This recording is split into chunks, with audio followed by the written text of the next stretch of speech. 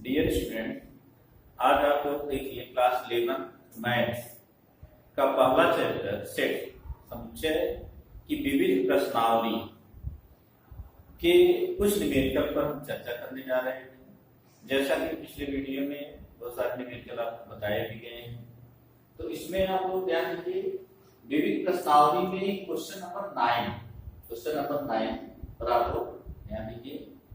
समुच्चयों के गुण धर्मों के प्रयोग करके सिद्ध कीजिए कि ए यूनियन ब्रैकेट ध्यान दीजिए A intersection B equal to A. ये प्रूव करना बहुत इंपॉर्टेंट है दोनों, या ए इंटरसेक्शन ब्रैकेट में A union B equal to A. और ये डायरेक्ट हम यूज भी कर सकते हैं, इसका प्रयोग हम डायरेक्ट भी कर सकते हैं। तो यहाँ पर आप लोग ध्यान दीजिए, पहला आपका है ए यूनियन ए वितरण नियम। तो वितरण नियम, अब यहाँ पर देखिए यूनियन क्या होता है, इंटरसेक्शन पर डिस्ट्रीब्यूट होता है। तो ए यूनियन ए क्या होता है, ए यूनियन ए इंटरसेक्शन कितना हो जाएगा, ए यूनियन बी। यही आपका वितरण नियम होता है, जैसा कि पीछे आपको बताया जा चुका है। इस पर अब यहाँ ए यूनियन ए ऑलरेडी किसके इक्वल होगा, ए के इक्वल होगा। तो A intersection A union B. अब यहाँ पर ध्यान रखिए A intersection A union B की वैल्यू ऑलरेडी क्या होगी, सेट ए के भी बराबर होगा। क्यों कि यहाँ A is subset of A union B. A क्या है, ए यूनियन बी का उपसमुच्चय होता है, इसलिए A intersection A union B पर क्या होगा, ए के बराबर होगा। अतः आप ध्यान दीजिए ए यूनियन ब्रैकेट में A intersection B equal to A. ये आपका पहला प्रूफ करना था, तो इसी वे में हम कर सकते हैं। सेकंड, इसी तरह आप लोग ध्यान दें A intersection A union B. यहां पर भी हम क्या वही वितरण नियम लगाते हैं। तो आपका ए इंटरसेक्शन, अब यहां पर यूनियन पर ये डिस्ट्रीब्यूट होगा। तो ए इंटरसेक्शन ए यूनियन कितना होगा, ए इंटरसेक्शन बी। ये आपका वितरण नियम से ऐसा लिखा जा सकता है। फिर ए इंटरसेक्शन ए और ए का इंटरसेक्शन कितना होगा, ए ही होगा। यूनियन आपका ए इंटरसेक्शन बी। अब यहाँ पर चूंकि हम जानते हैं A intersection A equal to A, अब ये किसके इक्वल होगा, A union A intersection B equal to A के इक्वल होगा। क्यों, ए इंटरसेक्शन बी, यहाँ पर ए इंटरसेक्शन बी इस सबसेट ऑफ उपसमुच्चय है किसका, ए का। ए इंटरसेक्शन बी किसका उपसमुच्चय है, ए का उपसमुच्चय होता है, इसलिए A union A intersection B equal to किसके इक्वल हो गया, ए के इक्वल हो गया। अतः A intersection A union B equal to A, ये आपको प्रूव करना था। इसी वे में हम इसको कर सकते हैं, इसका न्यूमेरिकल में कहीं प्रयोग भी हम करेंगे। आइए हम क्वेश्चन नंबर 10 पर ध्यान दीजिए। दिखाइए कि A intersection B equal to A intersection C का तात्पर्य है बी इक्वल टू सी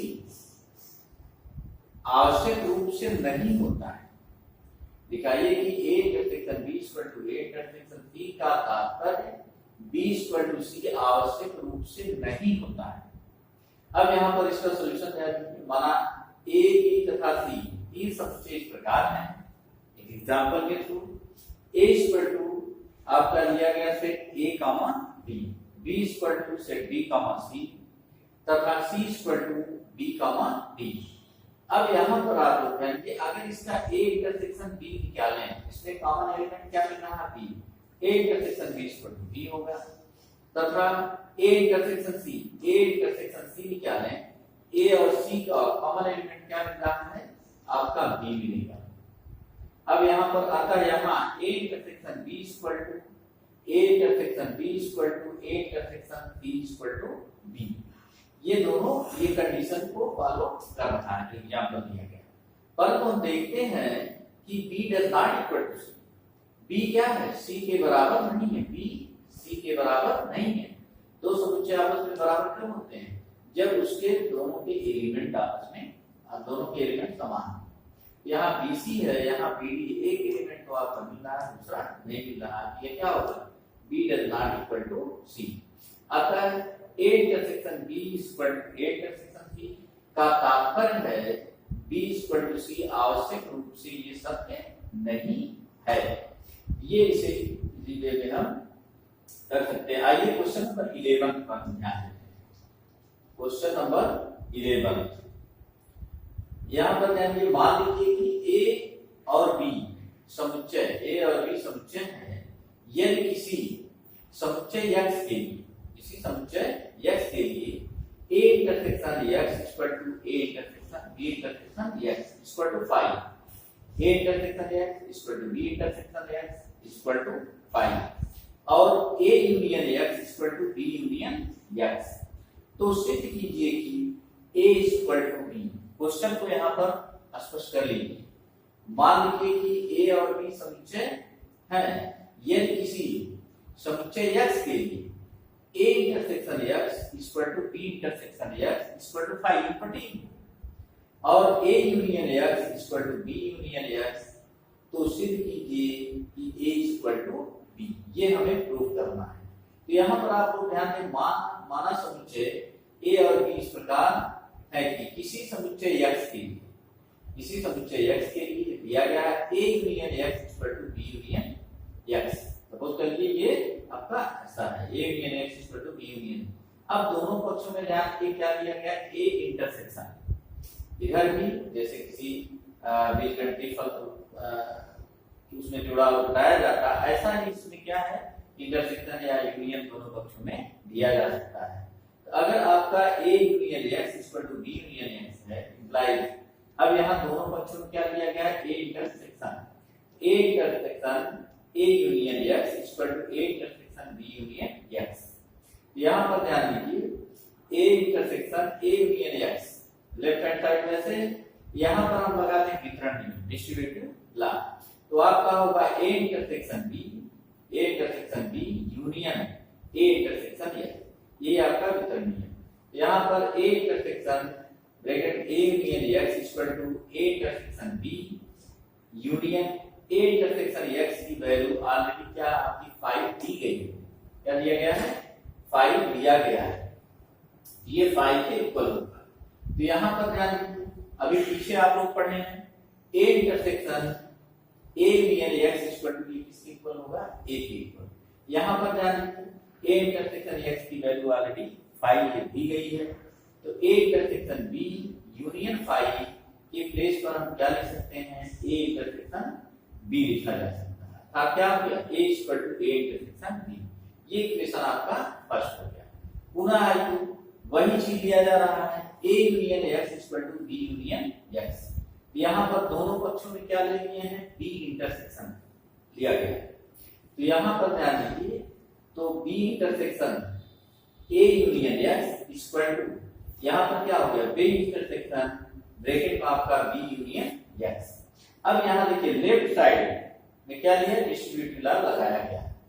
तो आपका b यूनियन b इंटरसेक्शन कितना हो गया, b इंटरसेक्शन a हो जाएगा, फिर यूनियन आपका b इंटरसेक्शन x, क्या होगा, वितरण नियम। और आपका राइट साइड वैसे है b इंटरसेक्शन ब्रैकेट में b union x implies b intersection a union 5। क्या होगा, b इंटरसेक्शन a और b इंटरसेक्शन x ऑलरेडी 5 आपका दिया गया है, तो ये हो जाएगा b intersection x equal to 5। अब यहाँ पर आप ध्यान दें, तो b इंटरसेक्शन a यूनियन 5 ये किसके इक्वल होगा, b इंटरसेक्शन a, ये आपका ऑलरेडी क्या है, b intersection b union x है, या किसके, अगर ये b यूनियन x किसके बराबर है, b union x, b intersection पीछे अभी कभी बताया गया, ये किसके इक्वल होगा, b के इक्वल होगा। ये ऑलरेडी क्या है, b इंटरसेक्शन x 5 के बराबर है, तो b इंटरसेक्शन a, यहाँ से ध्यान दीजिएगा b इक्वल टू इधर ले लिया गया, तो b इक्वल टू आपका क्या हो गया, b इंटरसेक्शन a, क्योंकि इसका यूनियन 5 के साथ करेंगे तो आपका b इंटरसेक्शन a ही आएगा। तो ये आप जानते हैं b equal to b intersection a equal to आपका आ गया b इंटरसेक्शन a को हम a इंटरसेक्शन b भी लिख सकते हैं, क्योंकि यह क्रमनिर्णय नियम का पालन करता है। b intersection a equal to a intersection b। अब from equation first and second से आपको ध्यान दें तो आपका क्या हो गया, फर्स्ट आपका a equal to a intersection b, second आपका है b इक्वल टू क्या है a इंटरसेक्शन b, ये क्या है a बराबर b होगा, a इक्वल टू b होगा। तो नेक्स्ट आते हैं हम क्वेश्चन नंबर 12। ऐसे समुच्चय a b और c ज्ञात कीजिए ताकि a intersection b b intersection c और a इंटरसेक्शन c अरिक्त समुच्चय अरिक्त नॉन इम्पैक्टिंग सेट हो और a intersection b intersection c equal to phi, क्या फाई। अब यहाँ एग्जांपल से इसी वे में हम प्रूव कर सकते हैं। माना a equal to a b इसे दिया गया, b equal to b c plus c equal to a c। अब ये ध्यान दीजिए एग्जांपल भी इसी क्वेश्चन के ही आधार पर हम लेते हैं। अब यहाँ पर a इंटरसेक्शन b निकालेंगे, a इंटरसेक्शन b का कॉमन एलिमेंट b होगा, b इंटरसेक्शन c निकालेंगे, b इंटरसेक्शन c का कॉमन एलिमेंट क्या मिलेगा c मिलेगा। फिर वह a इंटरसेक्शन c निकालेंगे तो ये क्या कॉमन एलिमेंट आपका क्या आएगा a मिलेगा। अर्थात a intersection b intersection c व a इंटरसेक्शन c अरिक्त मतलब नॉन इम्पैक्टिंग सेट है, अर्थात उसमें कोई एलिमेंट है, समुच्चय है।